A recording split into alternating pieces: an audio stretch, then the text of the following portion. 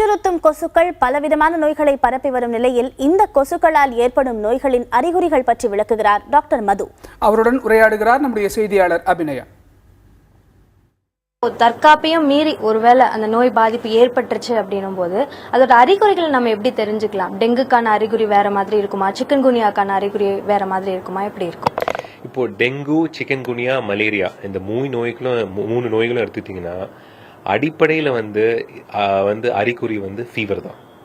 ஆனால் டெங்கு நோய் வந்து ஃபீவர் மட்டும் தள்ளி வச்சுட்டிங்கன்னா மற்ற சிம்டம்ஸ்லாம் பார்த்தீங்கன்னா டிஃப்ரெண்ட்டாக இருக்கும்.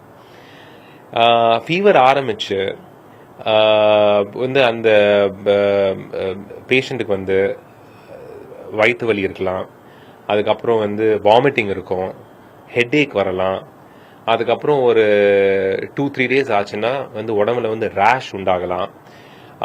ஸோ இந்த சீசன் அப்போ இந்த டெங்கு வந்து வேகமாக பரவிட்டு இருக்க இந்த சீசன் நேரத்தில் ஃபீவர் வந்துச்சுன்னா கண்டிப்பாக நீங்கள் வந்து மருத்துவர் அணுகி ஆலோசனை செய்யணும். By the 3rd or 4th day வந்து இந்த டெங்குல பிரச்சனை என்னன்னா வந்து ஃபீவர் இருக்கிற சமயத்தோட இந்த ஃபீவர் வந்து இறங்கி போகுது பாருங்க. 3 நாள்லேருந்து 5 நாளுக்குள்ளார வந்து ஃபீவர் வந்து குறையும். ஃபீவர் குறைஞ்சி அப்படியே வந்து போகிற சமயத்தில் தான் வந்து பெரிய பிரச்சனை உருவாகுது. அந்த நேரத்தில் தான் உங்கள் பிளேட்லெட்ஸ் வந்து குறையும். பிளேட்லெட்ஸ் வந்து இந்த பிளட் கிளாட் ஆகிறதுக்கு ரொம்ப முக்கியமான ஒரு ரத்த அணு, பிளட் செல். ஸோ அது வந்து குறைய ஆரம்பிச்சிடும். அதுக்கப்புறம் வந்து டீஹைட்ரேஷன் ஆகும். அந்த டெங்கு இருக்கிறதுனால வாமிட்டிங் நிறைய இருக்கும், சரியாக சாப்பிட மாட்டாங்க.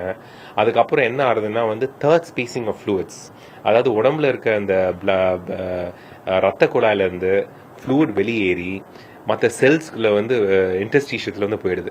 அதனால வந்து டீஹைட்ரேஷன் ஆகிறதுக்கு வாய்ப்பு இருக்கு. டீஹைட்ரேஷன் ஆகும்போது ஹீமோகுளோபின் அதிகமாகும். ஸோ இந்த மாதிரி பாதிப்புலாம் உண்டாகிறது வந்து 3rd to 5th day தான் அதிகமாகும்.